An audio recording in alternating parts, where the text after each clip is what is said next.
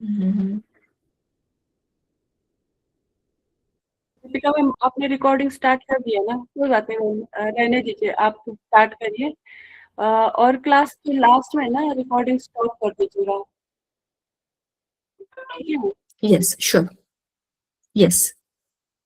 चला, ए पटकन बोला. पेपर 2 घ्यायचंय का नाही, का रिव्हिजन करायचंय, काय करायचंय, पटपट बोला.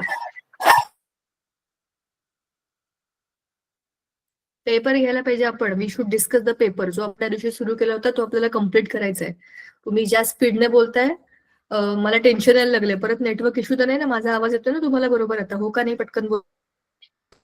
येस येतोय मॅम मॅम येतोय. आवाज. पण आज मला इतकं बरं वाटतंय, माझा कॅमेरा पण ऑन आहे आणि अजूनपर्यंत ते असं असं असं असं झालं नाहीये. सो आय एम ग्लॅड की आतापर्यंत तरी माझा आवाज येतोय. अरे मला इतके दिवस वाटत होतं की आमच्याकडे जो नेटवर्क खरंच चाललंय, बाहेर रस्त्याचं काम चाललंय, त्याच्यामुळे जसं मी म्हटलं फोन पण बंद होतात, नेटवर्क जाता येत आहे. पण म्हटलं कालच्या एका लेक्चरच्या वेळेला ना अचानक सगळं बंद झालं, म्हणजे इथला माईकच बंद झाला. मीटिंग सुरू होती पण माईक बंद झाला. म्हटलं हे ना जरा ॲबनॉर्मल आहे. मग दुसरे 2-3 लॅपटॉप घरातले आणून बघितले आणि ते इथेच ठेवून चेक केले, तर तिथे वायफाय कनेक्ट झालं. म्हणजे ऍटलीस्ट मीटिंग अशी गडबड नाही झाली जशी माझी झाली. मग म्हटलं अरे काहीतरी प्रॉब्लेम लॅपटॉपमध्ये असेल. मग आज लॅपटॉप रिपेअर करायला घेऊन गेले होते. तुम्हाला माहिती मी आज लॅपटॉप असं उघडलेला बघितला. म्हणजे लॅपटॉपची जिथे आपली सगळी ती कीबोर्ड असतात ना, खालची बटणं, तो सगळा पार्ट असा उघडलेला बघितला. आय नेव्हर न्यू की ह्या लॅपटॉपला खालच्या बाजूला असं उलटी दुनिया आहे. तर त्याच्यामध्ये असं खूप काही काही काय लावलं होतं. एक असं छोटासा फॅन असतो, त्या फॅनचा प्रॉब्लेम होता ऍक्च्युली. कुलिंग इफेक्ट होत नव्हता म्हणून खूप साऱ्या सिस्टीम मध्ये तिथे गडबड चालली होती. आणि मध्येच माईक बंद व्हायचा, मध्येच आवाज जायचा, मध्येच व्हिडिओ बंद व्हायचे. हा प्रॉब्लेम गेल्या 8-15 दिवसामध्ये खूपच वाढला होता. सो आज दाखवून तर आणलंय, बघूया. आपण डॉक्टरला दाखवल्यावरती जरा 8 दिवस तरी बरं वाटतं. आपला लॅपटॉप पण बरा चालावा जेणेकरून आपला अभ्यास नीट होईल. तर चला आपण जो आपला लेसन होता, नॉट लेसन, जो पेपर होता तो डिस्कस करूया. आणि हा पेपर तुम्ही मला सांगाल, ठीक आहे? दिस इज पेपर 2, सायन्स 2 चा paper. So you know it more than me. त्यातला आपला क्वेश्चन नंबर 1 ऑलरेडी झालाय. क्वेश्चन नंबर 2 पण आपण ऑलरेडी डिस्कस केला होता, बऱ्यापैकी डिस्कस केला होता. आठवतं ना हे डीएनए वरच्या जनुकांच्या साखळीवरून? बघा आपण ऑलरेडी त्याला मार्किंग पण करून ठेवलेलं आहे. आणि हा नंबर होता 108, बरोबर ना? आपत्कालीन नंबर होता 108, लक्षात आहे ना? Yes ma'am. सो हे सगळं आपण मागच्या वेळेला केलं होतं. अतिशय थोडक्यात उत्तर हे तुम्ही मला आता सांगणार आहात. जनुकांमधील एखादे न्यूक्लियोटाइड अचानक आपली जागा बदलते, त्याला काय म्हणतात? उत्परिवर्तन. कसलं परिवर्तन? उत्परिवर्तन. उत्परिवर्तन. चेक करूया आपण पेज नंबर 24.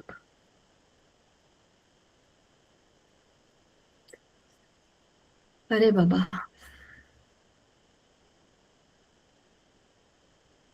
चल तोपर्यंत पुढचा प्रश्न.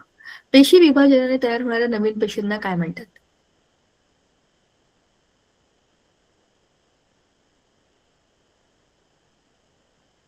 त्याला डॉटर सेल्स म्हणतात. इंग्लिशमध्ये त्याला डॉटर सेल्स म्हणतात. म्हणजे एक सेल डिवाइड 2 सेल्स बनतात. त्या छोट्या छोट्या पेशींना काय म्हणतात? बालिका पेशी. काय म्हणतात त्याला? जनक पेशी.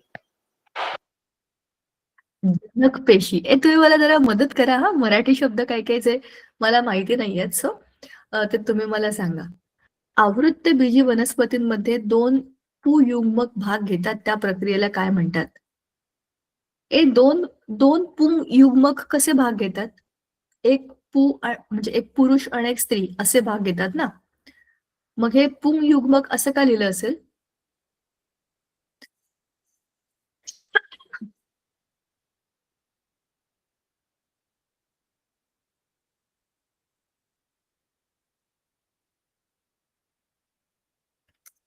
तुम्हाला माहिती आहे ना?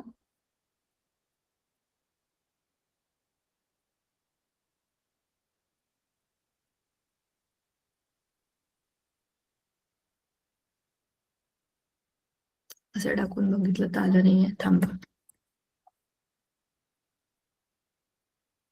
ओके, सो इथले जे नंबर्स आहेत ते काहीतरी वेगळे आहेत. आवृत्तबीजी वनस्पतींमधील 2 पुंयुग्मक भाग घेतात, त्या प्रक्रियेला काय म्हणतात? हे वनस्पतींच्या पुनरुत्पादनाबद्दल आहे. पुनरुत्पादनाचा धडा कोणता होता रे? फर्स्ट लेसन आहेत ते, पहिले 6च्या आधीचे लेसन आहेत. कोणता लेसन आहे तो? रिप्रोडक्शन, सजीवातील आंतरक्रिया, हा काय अलैंगिक लैंगिक प्रजनन, त्याला लैंगिक प्रजनन म्हणतात. असं काय करताय तुम्ही? दोन वेगवेगळे पुरुष आणि स्त्री म्हणजे पुयुग्मक आणि स्त्री युग्मक असे एकत्र येतात ना, म्हणजे एग्स आणि स्पर्म्स, बरोबर की नाही? मराठी शब्दांच्या बाबतीत मला मदत करावी लागणार आहे. हे बघा, पण ह्या जुळ्या मुली, पण ह्या सेम दिसत नाहीयेत, हो की नाही? हे तुम्हाला हे सगळं लक्षात आहे ना? हे सगळं झालंय तुमचं, पण ते मी नाही घेतलंय. सो मला Yes, माहिती नाही की हे तुम्ही कसं केलंय. मीच तुम्हाला विचारते की हे काय आहे. जे मी घेतलंय ते मला माहिती आहे.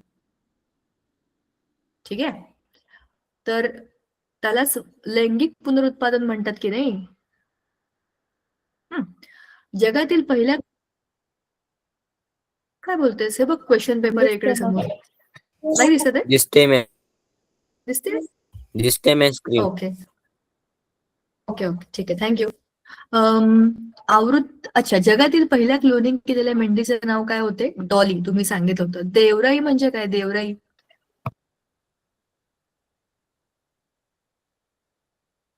हे तुम्हाला माहिती पाहिजे. देवराई हा कोणत्या लेसन मधला काय पार्ट आहे हा देवराई? ह्याला इंग्लिश मध्ये काय म्हणतात? पर्यावरणाची व्यवस्थापन. म्हणजे ते मॅम एकसारखी मी ना झाडं सेमी जंगल असतात इंग्लिशची त्याला तसं काही स्टुडंट आहे, म्हणलंय? त्यामुळे ना मला हे सायन्सचं देवराई काही माहिती नाही. पण इतिहासात देवराई म्हणजे एक जंगल असतं आणि त्यात मंदिर असतं. तर देवाच्या नावाने जी जागा राखलेली असते, म्हणजे जंगल वाचवण्याचा तो पार्ट असतो, त्याला देवराई म्हणतात. बरोबर आहे. मला हे तसंच वाटलं होतं, पण मी जसं म्हटलं तसं हा पार्ट मी घेतलेला नाहीये. So I am not very sure about it. म्हणजे असं नाहीये की आपण हे शोधून काढू शकत नाही, पण मला हे तुमच्याकडे त्याच्याबद्दलचं काय उत्तर आहे हे बघायचंय. मराठीमधले काही शब्द असेही मला एरवी पण कन्फ्युज करतात. सो मी तुमच्याकडनंच क्रॉस चेक करून घेते की आपल्या पुस्तकात याचा अर्थ काय आहे. सांगा मला, देवराई म्हणजे काय? वेळ घ्या, आपण डिस्कस करतोय. We are discussing this paper. सांगा. मी इंडेक्स काढते, माझ्यासाठी ते जास्त सोपं आहे. I can at least find out. Ma'am चौथा धडा. हरित ऊर्जेच्या दिशेनेमध्ये आहे काय? पर्यावरणीय व्यवस्थापन. पर्यावरणीय व्यवस्थापन. शोधूया आपण.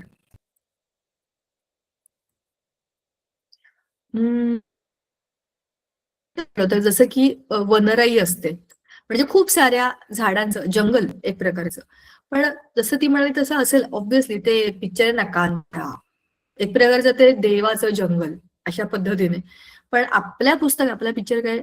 आपलं पुस्तक काही पिक्चर नाहीये. पुस्तकातली डेफिनेशनच आपल्याला लिहायची हे पाहिजे. सो म्हणूनच मी विचारत होते की डू यू नो काय हे. असं तुमच्या धड्याच्या खाली नाहीये का हा प्रश्न?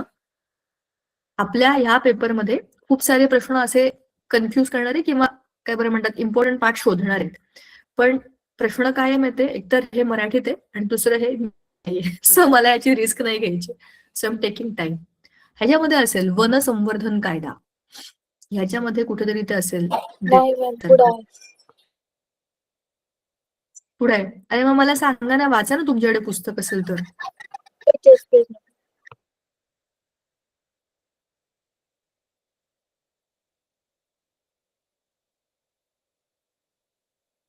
हे बघ, सॅक्रेड ग्रीव्स, देवाच्या नावाने राखलेले आणि पवित्र समजले जाणारे वन. हे कोणी सांगितलं होतं मला? ते सेमी इंग्लिशचे स्टुडंट आहे आणि इतिहासातला अर्थ सांगायचं होतं. नाव काय? भाग्यश्री. शाबाश. हे बघ, तेच सांगितलंय. इतिहासातलं विज्ञानामध्ये म्हणजे कन्सेप्ट सेमच आहे. देवाच्या नावाने राखलेलं आणि पवित्र समजलं जाणारं वन म्हणजे देवराई. हे परंपरेने चालत आलेलं जंगल सरकारच्या वन खात्याने सांभाळलेलं नसून समाजाने सांभाळलेलं अभयारण्य असतं. देवाच्या नावाने राखून ठेवलेलं असल्याने त्या वनाला एक प्रकारचं संरक्षण कवच असतं.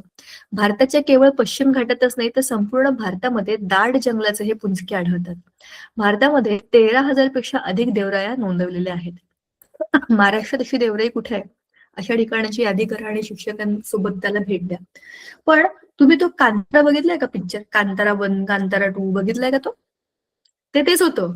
ते Yes, ma'am. ईश्वर का मधुबन म्हणजेच ते देवराई म्हणजे ते आत हेपर्यंत खूप लांबपर्यंत खूप दाट जंगल आणि त्याच्यामध्ये तुम्ही बघितलं का त्याच्यात खजिना म्हणजे काय होता जे आपले मसाले असतात ना मसाले म्हणजे लवंग मिरे मसाल्याचे पदार्थ हे सगळे जंगलामधनं मिळतात ते दगडफूल आणि ह्या सगळ्या मसाल्याच्या पदार्थांना परदेशामध्ये खूप मोठी मागणी आहे म्हणजे ते अतिशय संपन्न प्रदेश असतो तो जिकडे भरपूर प्रमाणामध्ये नैसर्गिक साधन संपत्ती असते आणि त्या झाडांमधनं जे काही फळं येतात त्याची जी काही काय बरं म्हणतो आपण त्याचे जे काही बाय प्रोडक्ट्स आहेत त्याची खूप डिमांड आहे फक्त पिक्चर मधलं म्हणून नाही सांगत आहे पण एरवीचं पण आणि आपल्याकडे म्हणजे तुम्हाला आता ह्यातला एक दुसरा एक अँगल म्हणून सांगते की आपल्या भारतीय समाजामध्ये खूप पूर्वीपासून जो आपल्याला देतो ना त्याचा आपण खूप रिस्पेक्ट करतो म्हणजे जसं की निसर्गाने आपल्याला सगळ्या गोष्टी दिलेल्या आहेत आणि ज्या लोकांचं राहणं खाणं पिणं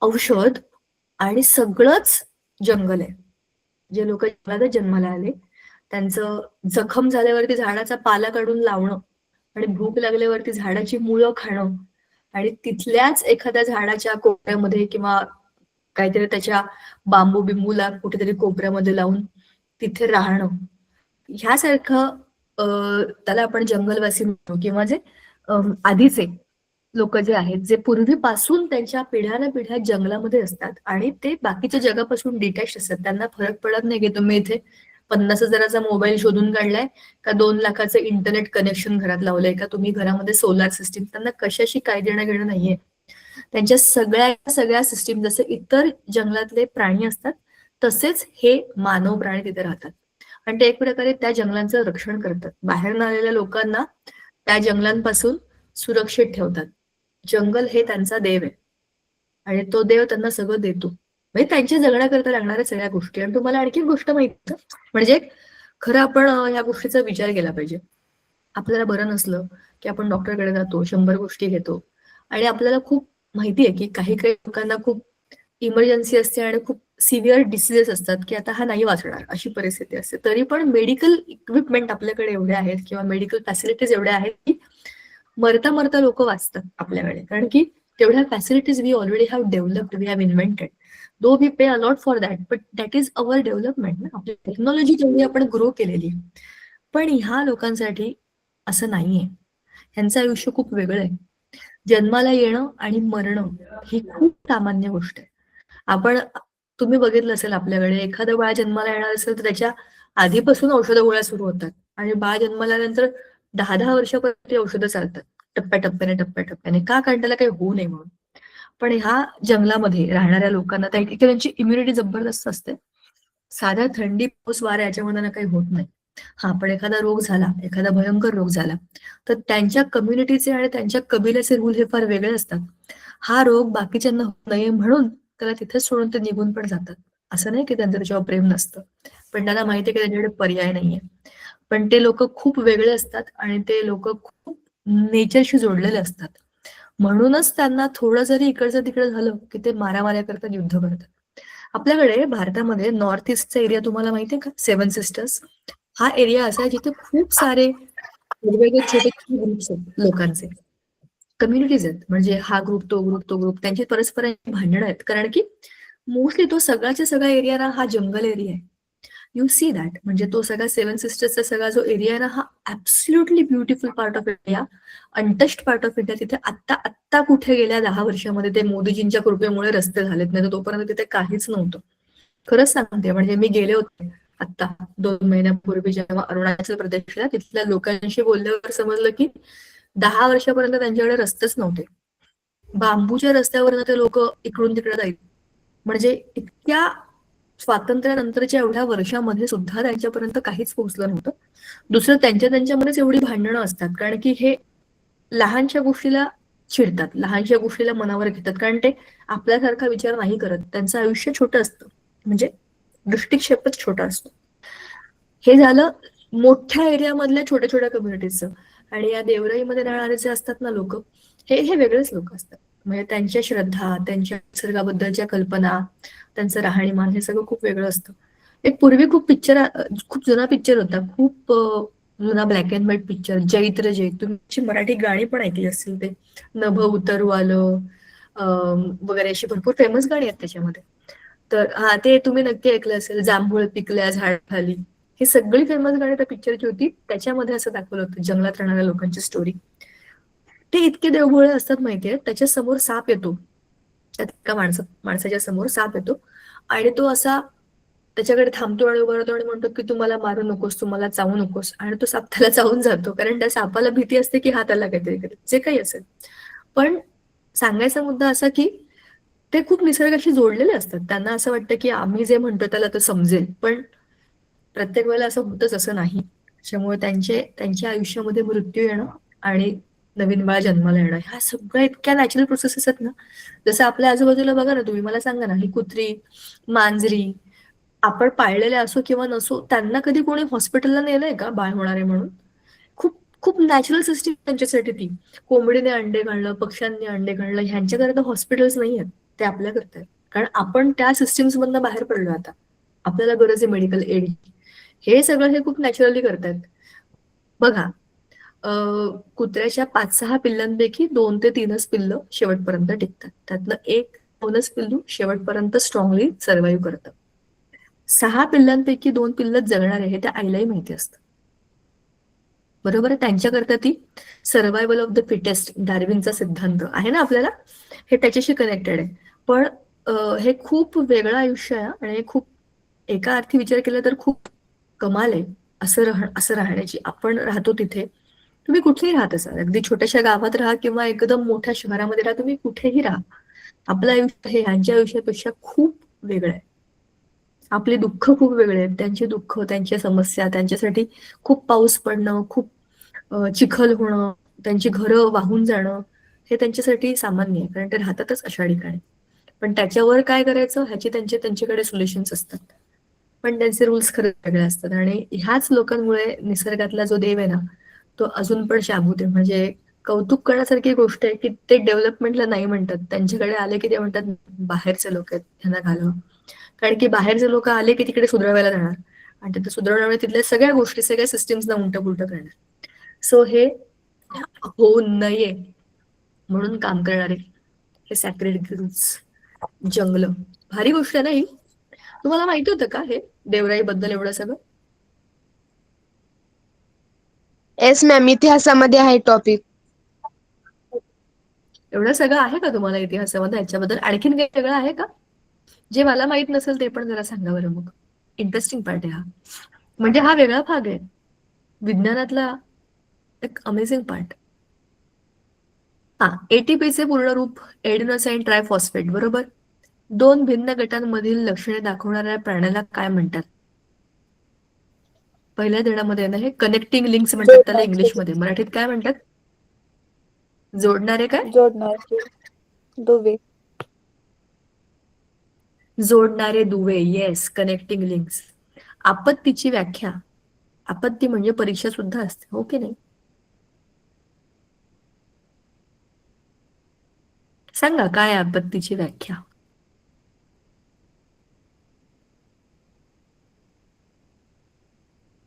अचानक येणारे संकट म्हणजे आपत्ती होय. बरोबर. उदाहरणार्थ भूकंप. भूकंप, महापूर, बरोबर. भूकंप, महापूर किंवा दरड कोसळणे, ढगफुटी होणे, ह्या सगळ्या आपत्ती आहेत, नैसर्गिक आपत्ती. किंवा वणवा पेटणे. स्त्री प्रजनन संस्थेतील अंडाशयातून स्त्रवले जाणारे कोणतेही एक संप्रेरक, मी परवा सांगितलं होतं, इस्ट्रोजन किंवा प्रोजेस्टेरॉन, बरोबर. जेलीफिश हा कोणत्या संघातील प्राणी आहे? हा आपलाच धडा आहे, लेसन नंबर 6. सिलेंड्रिका. जेलीफिश कोणता? सिलेंड्रिका. सिलेंट्रेटा. चेक करूया आपण एकदा.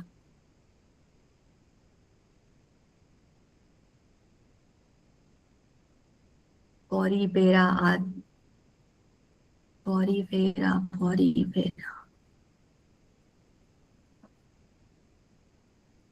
जेलीफिश ऑरेलिया सिलेंड्रेटा किंवा निडारिया. निडारिया पण लक्षात ठेवा रे, दुसरा नाव त्याचं निडारिया आहे आणि इंग्लिशमध्ये सी वरून सुरू होतात, निडारिया. चला, नेक्स्ट इज व्हॉट. हा, थोडक्यात उत्तर. हा, आता हे फार डिटेलमध्ये करायचं आपल्याला.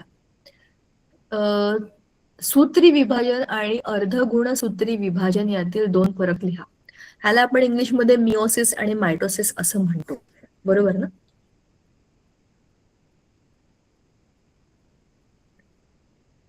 आता मला सांगा मिओसिस मायटोसिस.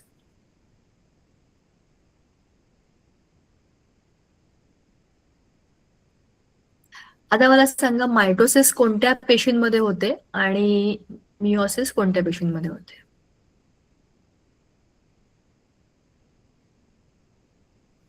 काय पेशी आणि मूल पेशी. काय पेशी आणि मूल पेशी. गस मी ना पुढच्या वर्षीपासून ना सगळे मराठीतल्या धडे शिकवेन, सो मला समजेल तुम्ही काय बोलता.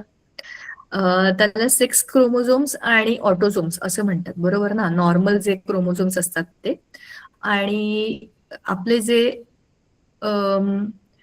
कोणत्या सेल्स म्हणजे जे काही आपले सेक्स सेल्स असतात म्हणजे एग्स आणि स्पर्म्स हे वेगळे सेल्स आहेत शरीरातले, बरोबर? त्यांचं काम आहे नवीन बेबी डेव्हलप करणं. तर त्याच्यामध्ये वेगळ्या प्रकारचं डिव्हिजन होतं आणि बाकी सगळ्या सेल्समध्ये वेगळ्या प्रकारचं डिव्हिजन होतं, बरोबर ना? काय बरं ती आपली इंग्लिश मिडियम सेमी इंग्लिश वाली बरोबर सांगते का मी? Yes ma'am.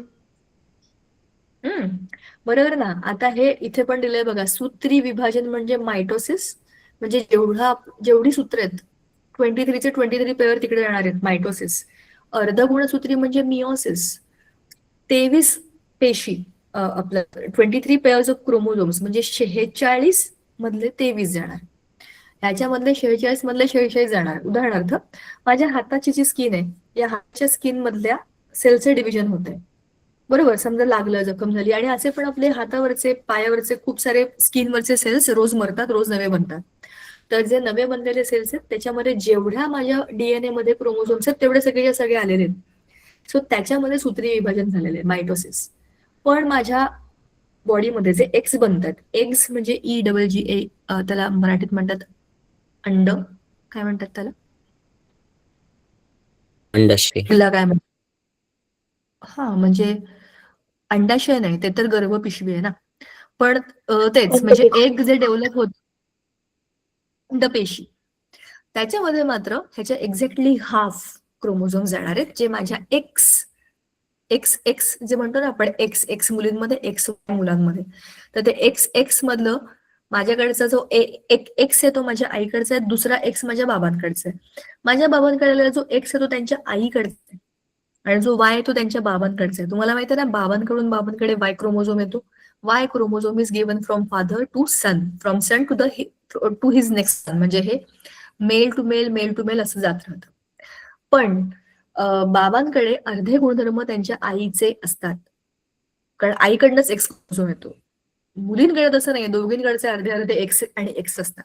तर कोणता एक्स कोणाचा, कोणता एक्स कोणाचा, कारण आईमध्ये पण दोन्ही एक्स असतात. ते त्यांच्या आई आणि बाबांचे असतात. सो लाईकवाईज ते 2 XX आणि XY असं असतं, बरोबर? आता आपण जरा ह्या सूत्री विभाजनाला बघूया आपल्या पुस्तकात कसं दिलेलं आहे. Let us see this, I want to see this in Marathi also. सूत्री विभाजन म्हणजे मायटोसिस. मायटोसिसचे 4 टप्पे आहेत की नाही? पूर्वावस्था, मध्यावस्था, पश्चावस्था आणि अंत्यावस्था, बरोबर ना? Yes, I am correct. English मधले शब्द मला माहिती आहेत. ते आहे प्रोफेज, मेटाफेज, अॅनाफेज आणि टिलोफेज. प्रोफेज मध्ये जसं आपलं क्रोमोझोम्स आहेत ते कंडेन्स होणार, म्हणजे ते आखूड होणार, असे घट्ट घट्ट होणार, आणि त्यांच्या ज्या जोड्या आहेत त्या तयार होणार. त्यांचं जे सेंट्रिओले किंवा त्यांचं जे सेंट्रल पार्ट आहे त्याच्या आजूबाजूला ते तयार होणार, बरोबर? मग मध्यावस्थेमध्ये काय होईल, त्या केंद्रकावरण पूर्णपणे नाहीच होईल. त्या केंद्रकावरचं आवरण, केंद्रक आपल्या पेशीच्या मध्ये केंद्रक असतं ना, न्यूक्लियस, त्याच्यावरचं आवरण नाहीसं होईल. आणि मग काय होईल, त्या प्रत्येक गुणसूत्र त्याच्या अर्धगुणसूत्र जोडीसह स्पष्टपणे दिसतात.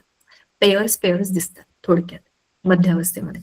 बघा इथे दिसलेत नाही मध्यावस्था. पश्चावस्था म्हणजे अॅनाफेज. ह्याच्यामध्ये काय होते, धाग्यांच्या मदतीने गुणसूत्रांचे विभाजन होऊन प्रत्येक गुणसूत्राची अर्धगुणसूत्री, म्हणजे आता ते असे आहेत ना, असा आहे तो एक्स आहे. आता काय होईल, इथला व्ही आणि इथला व्ही असे लांब लांब जातील. सी दिस, इकडे बघा ना. मला ड्रॉ करून दाखवू का? तुम्ही हे कसं केलंय, तुम्हाला हे कसं शिकवलंय मला जरा सांगा ना. I want to know that. मला आवडेल ऐकायला. लाल आम्हाला समजलं नव्हतं. समजलं नव्हतं हे? करायचं का आपण हे डिटेलमध्ये? तुम्हाला नीट सांगू का मी? थांबा. मग तर आपण याला डिटेलमध्येच बघूया. जर तुम्हाला नाही कळलं तर मग हे खूप इंटरेस्टिंग आहे. Cell division is very very interesting. मला फक्त शब्दांचं जरा कन्फ्युजन आहे म्हणून I am taking slight time. पण I will tell you everything. मला हे खूप चांगलं माहिती आहे. बघा, प्रकल विभाजन म्हणजे काय? केंद्रकाचं विभाजन. ओके, प्रकल म्हणजे केंद्रक. प्रकल विभाजनाचे म्हणजे कॅरिओकायनेसिस आणि द्रव्य विभाजन म्हणजे सायटो. ओके, बघा खूप सोपी गोष्ट आहे. एक सेल आहे, या सेलच्या मध्ये न्यूक्लियस आहे. आपला न्यूक्लियस आपला बॉस आहे, कारण आपल्या बॉसकडे आपला डीएनए. जेव्हा हा सेल डिवाइड होईल, आता समजूया हा आपला नॉर्मल हाताच्या स्किनचा सेल आहे, हा नॉर्मल सेल आहे. हा सेल जेव्हा डिवाइड होईल तेव्हा 2 डॉटर न्यूक्लियाय बनतील. त्याला आपण मराठीमध्ये बोललो होतो जनक पेशी. आता ह्याच्यापासून 2 छोट्या पेशी बनतील, बरोबर? आणि ह्या दोनही मध्ये त्यांचे 2 न्यूक्लिय येतील छोटे. पण त्या न्यूक्लियामध्ये त्या केंद्रकाच्या बरोबर सायटोप्लाझम पण डिवाइड होईल. तर सायटोप्लाझम हे प्रत्येक सेल मधलं सगळ्यात इम्पॉर्टंट कनेक्टिव्ह पार्ट असते. सेल वॉल पासून ते त्याच्या न्यूक्लियस पर्यंत, पेशी पटलापासून केंद्रकापर्यंत जे द्रव्य पसरलेलं असतं जेली सारखं, ते असतं सायटोप्लाझम. तर हे सायटोप्लाझम 2 भागात विभाजित होतं आणि केंद्रक पण 2 भागात विभाजित होतं. आणि इथेच तर डीएनए आणि आरएनएचा गेम असतो. डीएनए कडे सगळेचे सगळे क्रोमोझोम्स स्टोअर्ड आहेत, बरोबर? म्हणजेच काय, क्रोमोझोम्स एक बांधलेली नाडी आहे, अशी गुंडाळलेली असते बघा नाडी पूर्ण. त्याला तुम्ही खेचलत की दोरा निघतो. तो दोरा म्हणजे डीएनए. तुम्ही त्याला बांधून बांधून ठेवलं तर क्रोमोझोम्स. असे आपल्याकडे 23 पेअर्स आहेत, म्हणजे 46 पेअर्स आहेत आपल्याकडे क्रोमोझोम्सचे. आता ह्या डीएनएच्या सिक्वेन्समध्ये तुम्हाला माहिती आहे ना, पहिल्या लेसन मध्ये झालेलं आहे ATGC DNA structure. Deoxyribonucleic acid मध्ये शुगर आहे, इकडे म्हणजे मध्ये पेंटोज शुगर आहे, वरती फॉस्फेट आहे आणि खालच्या बाजूला इकडे त्याचे नायट्रोजन बेसेस आहेत, प्युरिन आणि पायरिमिडिन्स, बरोबर ना? असे 2 हेलिकल स्ट्रक्चर एकमेकांमध्ये अडकलेले आहेत. तर त्या डीएनएला रेप्लिकेट करताना 3 आरएनए मदत करतात. मेसेज घेऊन येतो, मग टीआरएनए ट्रान्सफर करतो कोणते कोणते लागणार आहेत न्यूक्लिओटाइड्स, आणि मग रायबोझोमल आरएनए तो तिकडे सिंथेसिस करतो, प्रोटीन्स बनवतो. आणि त्याच्याप्रमाणे जसा आरएनएचा स्ट्रँड आहे तसाच नवा आरएनए डीएनएचा स्ट्रँड इकडे बनतो. म्हणजे जसं माझ्या ह्या मधल्या डीएनए मध्ये आहे, सेम टू सेम माझ्या डॉटर मध्ये जाणार आणि त्याच सेम टू सेम इकडे पण बनणार. एका डीएनएचे 2 भाग झाले, same to same, no change. सगळं गेलंय माझ्या ह्या सेलकडे. आणि लाईकवाईज सायटोप्लाझमचे 2 भाग झाले. मग जर प्रकल विभाजनामध्ये आपण त्याच्या केंद्रकाचं विभाजन केलंय, तर ते डीएनएचं सगळंचे सगळं मटेरियल त्यांच्या बेबीजकडे गेले. Because now we are looking at mitosis. Mitosis is गुणसूत्री, सगळेचे सगळे गुण त्याच्यामध्ये आलेले आहेत, बरोबर? कारण की ह्या सगळ्या सेल्सला डिवाइड करायची काही गरजच नाहीये. जे माझ्याकडे सब मे मेरे बच्चों को. म्हणजेच काय, आता ह्याच्यामध्ये 2 प्रकारचे भाग होणार आहेत. सायटोकायनेसिस इझिली होणार आहे, म्हणजे परिकल विभाजन, जीवद्रव्याचे विभाजन. सोप्या भाषेत सायटोकायनेसिस, सायटोप्लाझमचे 2 भाग. आता बघा, मी तुम्हाला एक एक गोष्ट नीट सांगते. असं कोणी आहे का ज्याला हे कळलंय, खूप चांगलं समजलं असं कोणी आहे का आपल्या क्लासमध्ये सध्या? सेमी इंग्लिश तुम्हाला सांगायचं?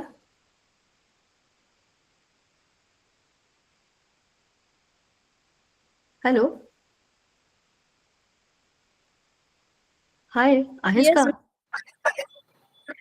हे सांगायचंय तुला, एक्सप्लेन करायचंय का?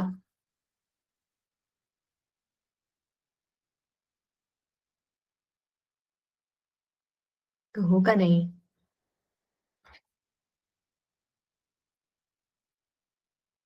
म्हणजे मॅम आपण बरं. काय काय पाहिलं ते सांगायचंय का? नाही ग, मायटोसिस तुला माहिती आहे का काय काय होतं? ते तुला थोडक्यात सांगायचंय असं मी विचारत होते. गुणसूत्री विभाजनामध्ये काय काय होतंय माहितीये का तुला मायटोसिस मध्ये?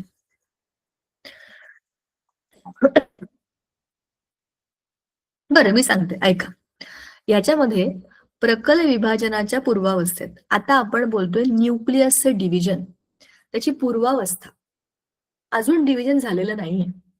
आपण प्रो फेज मध्ये, आपण प्रो म्हणजे काय, पहिली फेज, आताशी सुरुवात होणार आहे. प्रो फेज अत्यंत नाजूक धाग्यासारख्या असलेल्या प्रत्येक गुणसूत्राचे वलीभवन, फोल्डिंग होतं, कंडेन्सेशन होतं. त्यामुळे ते आखूड होतात, जाड होतात. त्यांच्या अर्ध गुणसूत्र जोडीसह ते दृश्य व्हायला सुरुवात होते. म्हणजेच काय, त्यांचे सेंट्रिओल द्विगुणित होते आणि प्रत्येक तारा केंद्र पेशीच्या विरुद्ध ध्रुवांना जाते. केंद्रकावरण आणि केंद्रिका नाहीसे व्हायला सुरुवात होते. आता तुम्हाला मी नीट सांगते, तुम्ही बघा आता, लक्ष द्या. हे आहे आपला सेल आणि हे आहे आपलं न्यूक्लियस, बरोबर. न्यूक्लियस मध्ये न्यूक्लिओलस नावाची एक गोष्ट असते. न्यूक्लिओलस मध्ये खूप गोष्टी असतात त्या डीएनए रिलेटेड असतात. पण जर तुम्हाला तुमच्या न्यूक्लियसचे डिव्हिजन करायचे, केंद्रकाचंच डिव्हिजन करायचंय, तर तुम्हाला याच्या भोवती हे असं वलय लावून चालणार आहे का, बाउंड्री करून चालणार आहे का? हे नाहीशी व्हायला पाहिजे. हे नाहीसं झालं तरच त्यातलं मटेरियल बाहेर पडेल. बाहेर पडलं तरच त्याला जागा मिळेल पसरायला.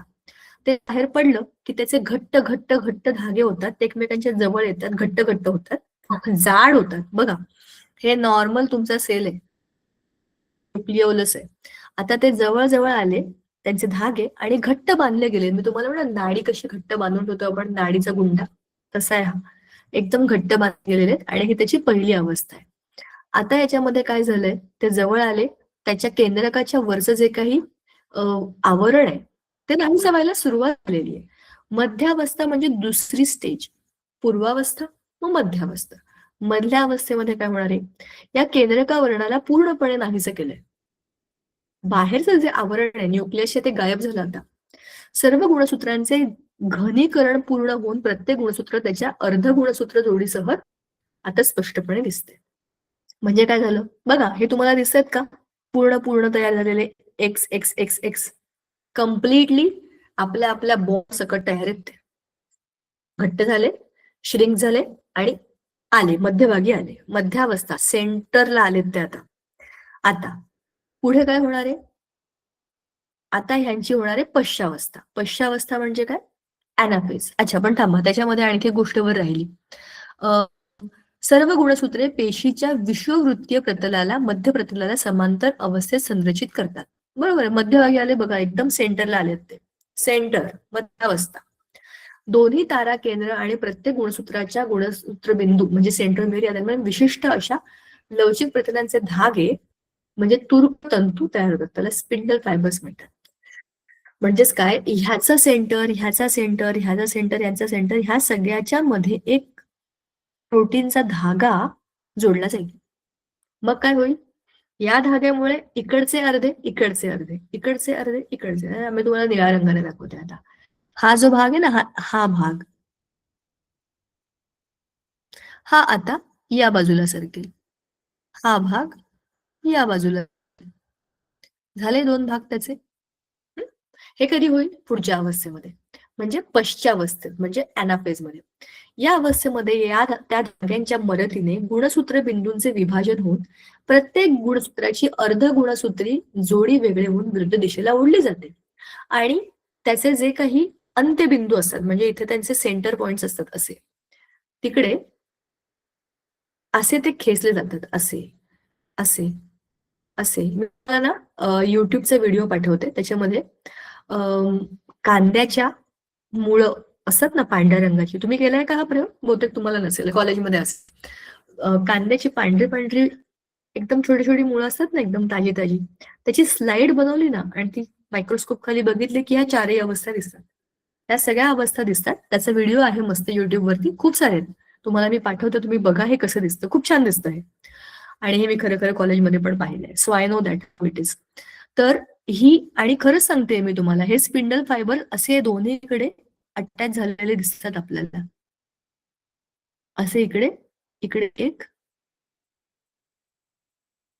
आणि हे इतकं अमेझिंग असतं, आपण विचार करतो हे असे इकडे कसे गेले, आणि काही काही सेल आपल्या समोर विभाजित होतात, काही काही सेल हळू होतात. त्यामुळे सगळ्याच्या सगळ्या कांद्याच्या सेल्समध्ये कुठली तरी अवस्था दिसतेच. आता वेगळ्या झालेल्या अर्धगुणसूत्रांना जन्य गुणसूत्रे म्हणजे डॉटर क्रोमोझोम्स म्हणतात. यावेळी ही ओढली जाणारी गुणसूत्रे केळीच्या घडासारखी दिसतात. अशा तऱ्हेने गुणसूत्रांचे 2-2 संच पेशीच्या 2 टोकांना पोहोचवले जातात. झालं, एका टोकाला हा गेला, एका टोकाला तो गेला. आता ह्याच्या भोवती आणि याच्या भोवती अशा पद्धतीने तुम्ही जर वॉल टाकले की झाले की नाही तुमचे 2 सेल. म्हणजे काय करायचं, आता सायटोप्लाझमला मधून कट करायचं. ते आपोआप होतं, बरोबर. जेव्हा सेंटरचा म्हणजे न्यूक्लियसचा पार्ट दोन्हीकडे खेचला जातो तेव्हा आपोआप सायटोप्लाझम पण श्रिंक होतं. आता अंत्यावस्थेमध्ये काय होईल, अंत्यावस्थेमध्ये पेशीच्या 2ही टोकांना पोहोचलेली गुणसूत्रे आता उलगडतात म्हणजे अनफोल्ड होतात. त्यामुळे ती पुन्हा नाजूक धाग्यासारखी पातळ होऊन नाहीशी होतात. पसरलेली आहेत ते सगळे, त्या लिक्विडमध्ये फिरतात. दोन्ही टोकांना पोहोचलेल्या गुणसूत्रांच्या संचांभोवती केंद्रकावरण तयार होते. अशा तऱ्हेने आता एका पेशीमध्ये 2 जन्य केंद्रके म्हणजे डॉटर न्यूक्लियाय. अरे डॉटर न्यूक्लियाला काय म्हणतात बघ, जन्य केंद्रक, जनक काय म्हणाले होतेस ते. जन्य केंद्रकांमध्ये केंद्रिका सुद्धा दिसू लागतात, सेंटर पॉइंट. आणि तुर्क बिंदू तंतू पूर्णपणे नाहीसे होते. ते जे स्पिंडल फायबर्स होते ना त्याला खेचणारे ते पण गायब होतात, सगळे गेले आतमध्ये लपले. ज्या वेळेला गरज होती त्यावेळेला ते आले, त्यांचं काम केलं आणि ते गेले. अशा तऱ्हेने पराग विभाजन म्हणजे कॅरिओकायनेसिस पूर्ण होते आणि नंतर परिकल विभाजन म्हणजे सायटोकायनेसिस सुरू होते. बघा, मध्यभागीचा जो पार्ट होता, जो मेन पार्ट होता न्यूक्लियस विभाजनाचा, तो कम्प्लीट झाला. आता काय उरलंय, सायटोप्लाझम. सायटोप्लाझम डिवाइड झालं की 2 सेल ऍब्सोल्युटली वेगळे झाले. परिकल विभाजनाने पेशी द्रव्याचे विभाजन होऊन 2 नवीन पेशी तयार होतात. त्यांना जन्य पेशी म्हणतात. जन्य पेशी. या प्रक्रियेत पेशीच्या विषुववृत्तीय प्रतलाला समांतर एक खास तयार होते. म्हणजे असं व्हर्टिकल खड्डा पडायला सुरुवात होते, लांब खेचलं जातं. ती हळूहळू खोलवर जाते आणि 2 पेशी तयार होतात. वनस्पती पेशींमध्ये मात्र खाच तयार न होता पेशीद्रव्याबरोबर मध्यभागी एक पेशीपटल तयार होते आणि परिकल विभाजन होते. म्हणजे वनस्पतींमध्ये असं झालं की मध्ये एक वॉल बनते, वॉल बनले की हा सेल वेगळा, हा सेल वेगळा. इझी ना. आता बघा, हे पहिली स्टेज आहे, हे नॉर्मल न्यूक्लियस, नॉर्मल सेल आहे. आता ह्याच्यामध्ये दुसऱ्या स्टेजमध्ये बघा कसे त्याच्यामधले जे काही क्रोमोझोम्स आहेत ते कसे जवळ जवळ यायला लागले. आता ह्या क्रोमोझोम्सचा घट्ट घट्ट घट्ट असा एक संच बनला. आता ह्याच्यामध्ये बघा काय झालं, ह्या टोकाला असे ते गेले. पण चौथी अवस्था ही आहे, तिसऱ्यानंतर इकडे यायला पाहिजे. ह्यांचे म्हणजे क्रोमोझोम्सचे जे काही पेयर्स आहेत त्या पेयर्सच्या आजूबाजूला बघा इथं स्पिंडल फायबर, हे जे स्पिंडल फायबर आहेत हे तयार झाले हळूहळू. या स्पिंडल फायबर काय करतायत, त्या पेशींना त्या क्रोमोझोम्सना मध्यभागी प्रतलावरती, विषुववृत्तीय प्रतलावर आणलं. आता याचा अर्धा भाग वरती, अर्धा भाग खाली असा खेचला गेला. झालं, इथून मधून कट झालं. म्हणजे काय झालं, हा एक सेल, हा एक सेल. त्याला म्हणतात अर्धसूत्री विभाजन. अर्धसूत्री विभाजन म्हणजे मायटोसिस, बरोबर ना. हे नाही, येस मॅम. अर्धसूत्री म्हणजे मियोसिस. हे मियोसिस आहे, मी तेच विचार करते. अर्धसूत्री म्हणजे मियोसिस. आपण वरती जे बघितलं इथपर्यंत जे होतं ते होतं मायटोसिस. त्याला म्हणतात सूत्री विभाजन, सूत्री पेशी विभाजन म्हणजे कम्प्लीट. आणि meiosis is different. Meiosis is all about the sex cells, बरोबर. ह्याच्यामध्ये ते 2 मध्ये होतं. इथपर्यंत ही नॉर्मल आहे, पहिल्यासारखी स्टेज आहे. दुसऱ्या ह्याच्यामध्ये आता ह्याच्यामध्ये बघा पूर्वावस्था, मध्यावस्था, पश्चावस्था, अंत्यावस्था ह्यांना पण हाफ हाफ केलंय बघा तुम्ही. हे जे आहेत ना ह्याचा अल्टिमेट इकडे आलाय. सी, ह्या पूर्णच्या पूर्ण पेयरला आणखी 2 भागामध्ये डिवाइड केलंय. म्हणजे हे 4 दांड्यांचे वरती दिसतात का तुम्हाला, इथे खाली 2-2च उरलेले आहेत. ही अर्धसूत्री विभाजनाचा भाग 2 आहेत. म्हणजे काय होतं, अर्धसूत्री विभाजन 2 टप्प्यांमध्ये पूर्ण होतं. ते 2 टप्पे म्हणजे विभाजन भाग 1 आणि भाग 2. याच्यामध्ये सजातीय गुणसूत्रांमध्ये जनुकीय विचरण आणि जनुकीय पुनःसंयोग म्हणजे जेनेटिक रिकॉम्बिनेशन होतं. आणि नंतर ती सजातीय गुणसूत्र म्हणजे अर्धगुणसूत्र जोडी नव्हे तर 2 संचांमध्ये विभागले जाऊन 2 एकगुणी पेशी तयार होतात. ह्याचा अर्थ असा आहे की जे काही क्रोमोझोम मटेरियल आहे ते तुटतं, जोडतं आणि याच्यामध्ये जेनेटिक रिकॉम्बिनेशन होतं. आपल्या आई बाबांकडच्या सगळ्याच्या सगळ्या कॅरेक्टरिस्टिक आपल्याकडे सेम टू सेम नाही आहेत. आपण आपल्या आईबाबांसारखे दिसतो, पण आपण आपल्या आईबाबांचे कार्बन कॉपी नाही आहोत. कारण की आपल्यामध्ये सुद्धा काही जेनेटिक रिकॉम्बिनेशन झालेलं आहे. काही पार्ट याचा, काही पार्ट याचा, काही पार्ट त्याचा असा जॉईन करून आपण बनलोय. आपल्या जीन्समध्ये आपल्या सगळ्या जवळच्या ब्लड रिलेटिव्हचे सगळे जीन्स आहेत. त्याच्यामध्ये आपल्या आईची आई असेल, बाबाची आई असेल, बाबांचे बाबा असतील, पणजी असेल, आत्या असेल, काका असेल, प्रत्येकाच्या आपल्या फॅमिलीमधले जे कोणी लोक आहेत त्यांच्याकडे जे जीन्स गेलेले आहेत त्यांच्या पॅरेंट्सकडनं ते आपल्याकडे कुठून तरी आलेले असतात. विचार करून बघा ना तुम्हीच तुमच्या फॅमिलीमध्ये तुम्ही तुमच्या काही गोष्टी तुमच्या काकासारख्या असतील, काकू नाही म्हणत काका म्हणते, आपल्या ब्लड रिलेटिव्हचं म्हणते, काही आत्यासारख्या असतील, काही मावशीसारख्या असतील, आहेत का? विचार करून बघा. आणि आईबाबांसारखे तर आपण बऱ्यापैकी दिसतोच. मॅक्झिमम आपण आईबाबांसारखे असतो किंवा ऍब्सोल्युटली वेगळंच असतो. म्हणजे आईसारखे पण दिसत नाही, बाबांसारखी पण दिसत नाही, आजीसारखीच दिसते. काही घरांमध्ये तर आजीसारखी पण दिसत नाही, आजोबांसारखी पण दिसत नाही, आत्यासारखी दिसते. असं होतं. हे कशामुळे होतं? तेच जीन्स आहेत जे आपल्याकडे आलेले आहेत. ठीक आहे. तर हे झालं मिओसिस मायटोसिस. सांगा बरं जरा मला.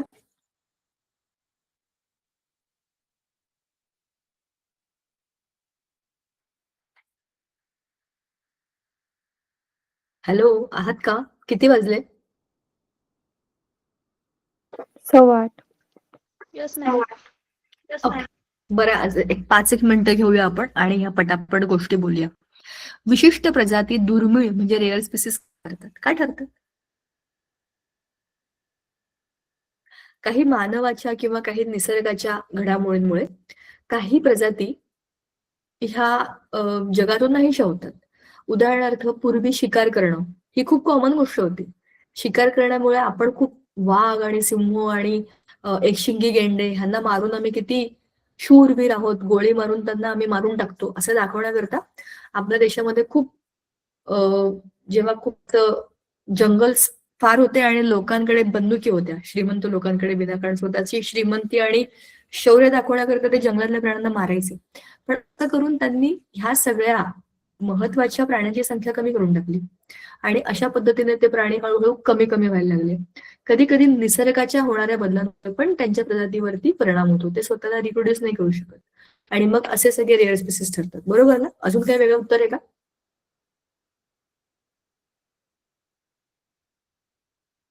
आता माईक ऑन करा, पटपट बोला, आपल्याकडे फार वेळ नाहीये. जोडणारे दुवे म्हणजे काय? दोन ऍब्सोल्युटली वेगवेगळ्या प्रजातींना जोडणाऱ्या मध्यवर्ती प्रजातीला आपण जोडणारे दुवे म्हणतो. आता उदाहरणार्थ आपल्या ह्याच्यामध्ये तुमच्या पहिल्या धड्यामध्ये आहे हो ना, पण आपण जर मोठा मोठा विचार केला तर भूचर प्राणी आणि जलचर प्राणी ह्या दोघांना जोडणारा दुवा उभयचर प्राणी आहे. बरोबर ना? ऍब्सोल्युटली पाण्यामध्ये राहणारे, ऍब्सोल्युटली जमिनीवर राहणारे, या दोघांच्या मधली अवस्था जोडणारा दुवा म्हणजे खरं तर हे प्राणी जे दोन्हीकडे राहतात. आता आपल्या पुस्तकामध्ये याच्याबद्दल दिलेलं आहे की अशी उदाहरणं जे दोन स्पीसीजला जोडतात. बरोबर की नाही? त्यांच्या जसे की हेमिकॉर्डेटा, कॉर्डेट्स, नॉन कॉर्डेट्स याला जोडणारा दुवा येतो. करेक्ट का? पेशी विभाजनातील मध्यावस्था ही आपण आत्ताच पाहिली. प्रोबायोटिक्स खाद्याचे महत्व आपण त्या दिवशी खूप डिटेलमध्ये प्रोबायोटिक बोललो होतो. प्रोबायोटिक मध्ये आपल्या पोटातले गुड बॅक्टेरिया डेव्हलप होतात, बॅड बॅक्टेरिया मरतात, डायजेशन प्रोसेस आपली चांगली होते. त्याच्यामध्ये लाईव्ह बॅक्टेरिया असतात. बरोबर? जे प्रोबायोटिक्स आपण घेतो त्याच्यामध्ये जिवंत बॅक्टेरिया असतात जे आपण तसेच खातो आणि ते तसेच खायचे असतात कारण की ते आपल्याला मदत करत असतात. तर हे प्रोबायोटिक नॅचरल गोष्टींमध्ये पण असतात. उदाहरणार्थ आपण बघितलं तर दही हे सगळ्यात चांगलं प्रोबायोटिक आहे, ताक हे चांगलं प्रोबायोटिक आहे जे नॅचरल भारतीय पद्धतीने बनलंय. त्याचबरोबर ते योगर्ट आहे, आणखीन कोबी बीबीचे काही काही पदार्थ आहेत त्याच्यामध्ये सुद्धा प्रोबायोटिक्स असतात. लोणची आहेत त्याची काही काही, कोबीचं लोणचं वगैरे. सो ह्या सगळ्यामुळे आपल्या पचन संस्थेला एक प्रकारची शक्ती मिळते आणि त्याचा फायदा आपल्या रोग प्रतिकार शक्तीमध्ये पण होतो. हे त्याचं महत्व आहे. जलविद्युत निर्मितीचे 2 फायदे काय आहेत? मला असं वाटतं जलविद्युत निर्मितीमध्ये जे पाणी वाहून जात असतं म्हणजे वरून खाली जे पाणी येत असतं त्याचा वापर विद्युत निर्मिती करत असतो. ही नैसर्गिक प्रक्रिया आहे ना, उंचावरून खाली पाणी पडणं. हे नॅचरलीच होत असतं. तर त्याचा वापर आपण करून घेतो म्हणजे अशाच ठिकाणी जिकडे नद्या आहेत, त्यांचे काय बरं म्हणतो डॅम आहेत, अशा ठिकाणी जलविद्युत प्रकल्प असतात. तर ते फार काय बरं म्हणतात प्रदूषण करत नाहीत. आणि दुसरं, त्याच्यामधून जिथे पाणी थांबवलं तिथे पाणी जरा अडवलं जातं, जिरवलं जातं, तिथल्या शेती करता पण त्याचा फायदा होतो. आवर्त चक्र म्हणजे ऋतुचक्र म्हणजे काय माहितीये का तुम्हाला?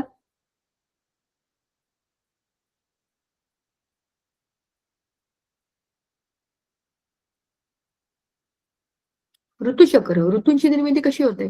उन्हाळा, पावसाळा, हिवाळा हे बदलत राहतात, ह्यालाच ऋतुचक्र म्हणतात. आणि हे का बदलतात? पृथ्वीचा अक्ष जो आहे तो 23.4 डिग्रीजने कललेला आहे. सूर्य असा आहे आणि पृथ्वी अशी कललेली आहे, तर ती अशी फिरते, बरोबर? तर पृथ्वीचा जो पृष्ठभाग सूर्याच्या समोर आहे तिथे असतं ऊन. पृथ्वी परिवलन पण करते, परिभ्रमण पण करते, बरोबर ना? त्याच्यामुळे पृथ्वी स्वतःभोवती जेव्हा फिरते तेव्हा दिवस आणि रात्र निर्माण होतात. पण पृथ्वी जेव्हा सूर्याभोवती फिरते तेव्हा ऋतूंची निर्मिती होते. पृथ्वीच्या ऍक्सिस पोल्सकडे म्हणजे ध्रुवांकडे नेहमी तिरकी सूर्यकिरण जातात, कारण की ते फार लांब आहेत सूर्यापासून. पण मध्य भागात म्हणजे विषुववृत्ताच्या जवळ ही सूर्याची किरण नेहमी जास्त असतात. सो अशा पद्धतीने जिथे सूर्याचा प्रकाश आणि सूर्यापासूनचं अंतर या दोन्ही गोष्टींचा आपण विचार केला तर ऋतूंचा आपल्याला निर्मिती कशी होते ते कळतं. सामाजिक आरोग्य धोक्यात आणणारे 4 घटक. स्वाभाविक आहे, ज्याला बरं नाही तो विनाकारण 4 लोकांमध्ये जाईल. त्याच्यानंतर साथीचे रोग, प्रदूषित पाणी, प्रदूषण, बरोबर की नाही? म्हणजे प्रदूषित पाणी पिणे आणि पाण्यात प्रदूषण करणे ह्या 2 वेगवेगळ्या गोष्टी आहेत.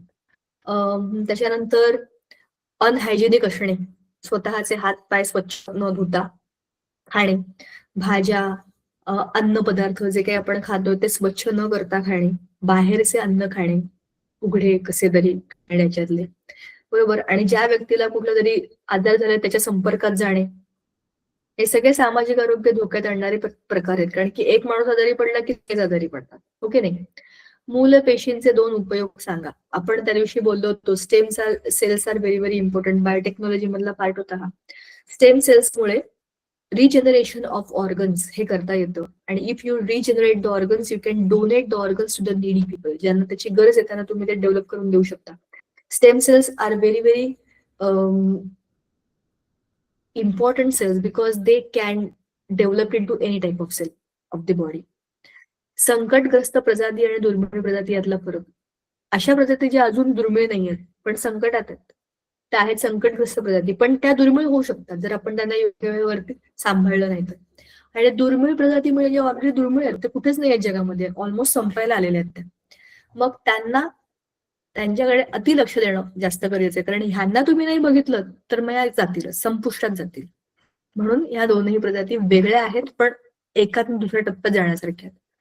मानवी उत्क्रांतीचा प्रवास, लेमूर ते आधुनिक मानव, पहिल्या जणामध्येच आहे उत्क्रांती, बरोबर?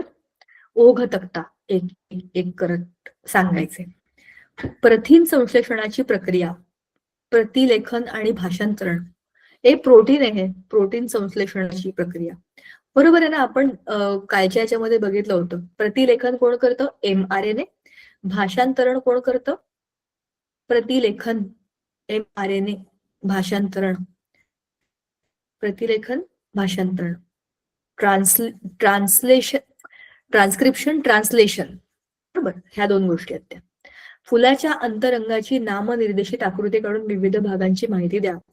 ते फुल, जास्वंदाच्या फुलाची असेल ती आकृती, त्याच्यामध्ये पाकळ्या आहेत म्हणजे सेपल्स, पेटल्स, अँड्रोशियम, गायनोशियम, बरोबर? त्याच्यामध्ये वरती स्टाईल, स्टिग्मा, ओव्हरी, मग त्याच्यानंतर स्पोर्स आणि अँथर्स आणि फिलामेंट्स, बरोबर सांगते ना? हे सगळं डिसेक्शन ऑफ द फ्लॉवर मध्ये येतं. सो हे तुम्हाला पुस्तकात दिलं असणार, ते तुम्ही काढणार आहात. आपत्ती व्यवस्थापन म्हणजे काय? कुठली आपत्ती कधी येऊ द्या आम्ही तयार होतो अशा पद्धतीने व्यवस्था करणे. म्हणजेच काय, आपत्ती ही कधीही कुठे येऊ शकते आणि कुठल्या स्वरूपाची येऊ शकते, पण ती आल्यानंतर आपण काय करायचं ह्याच्यासाठी आपण सिद्ध असणं. त्याच्याकरता first aid kit, emergency contact numbers आणि स्वतःला वाचवण्याकरता काय काय गरजेच्या लागणाऱ्या गोष्टी आहेत त्याची यादी आपल्याकडे असली पाहिजे. जसं की दोरखंड असेल, टॉर्च असेल, बरोबर?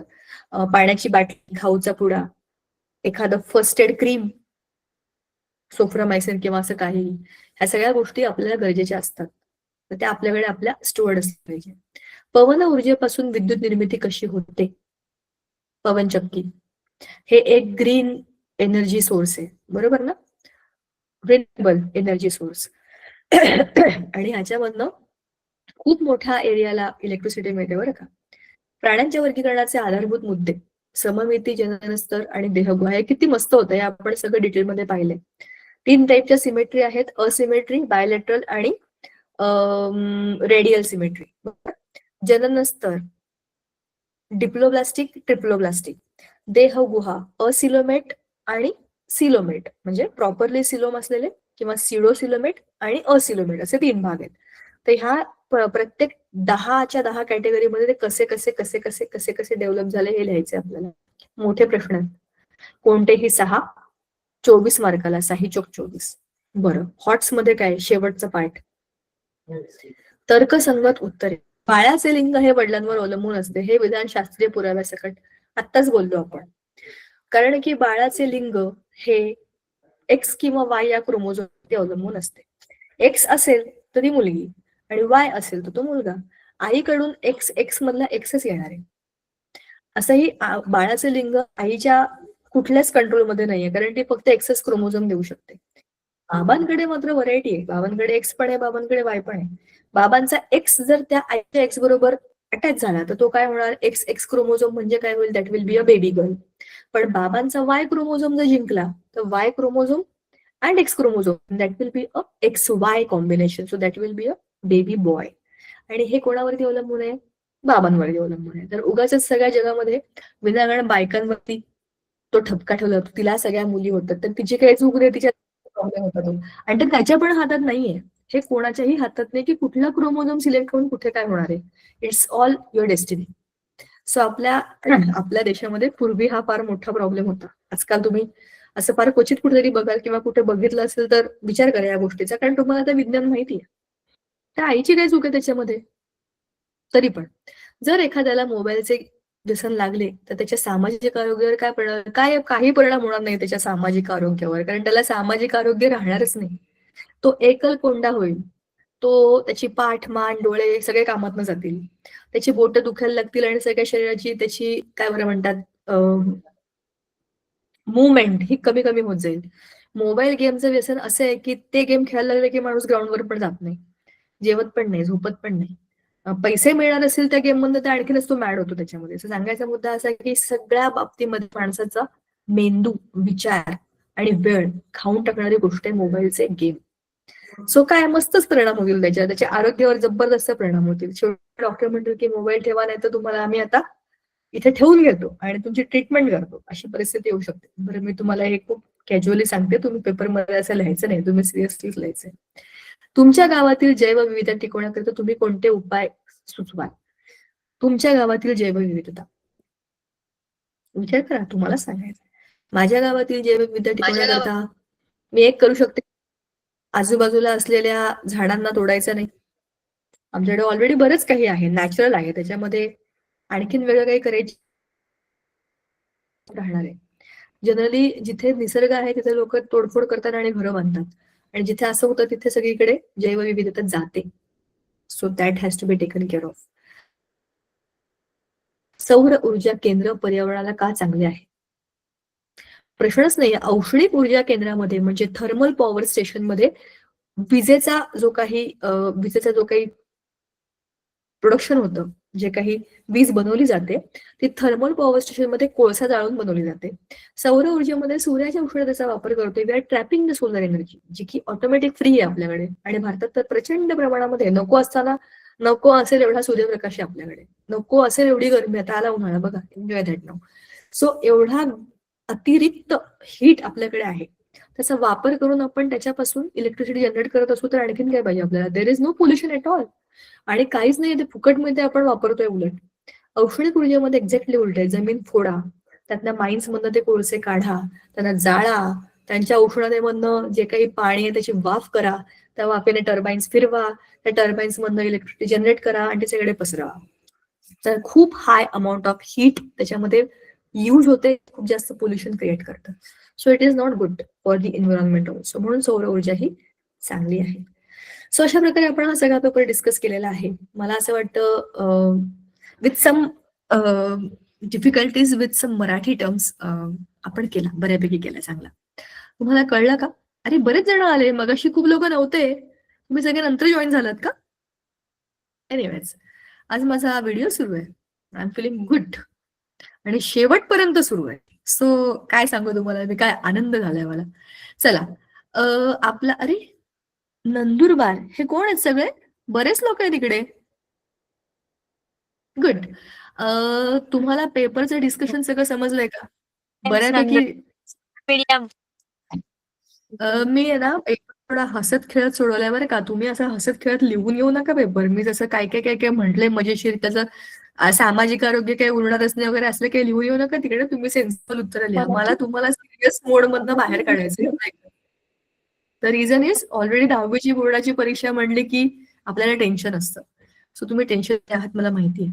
पुस्तकातल्या सगळ्या टर्म्सच वापरायचे आहेत आपल्याला. I want you to be slightly okay and relaxed. तुम्हाला सगळा अभ्यास माहिती आहे, तुमचा सगळा अभ्यास झाला आहे, शाळेमध्ये पण घेतला असेल, तुमचे पेपर सुरू आहेत. चांगले प्रिलिमचे पेपर लिहा आणि छान शांत मनाने आणि मोकळ्या मनाने पेपरला जा. तुम्हाला सगळं येईल. ठीक आहे, चलो bye, best of, thank you, bye मुलांनो, थँक्यू संगीता मॅम.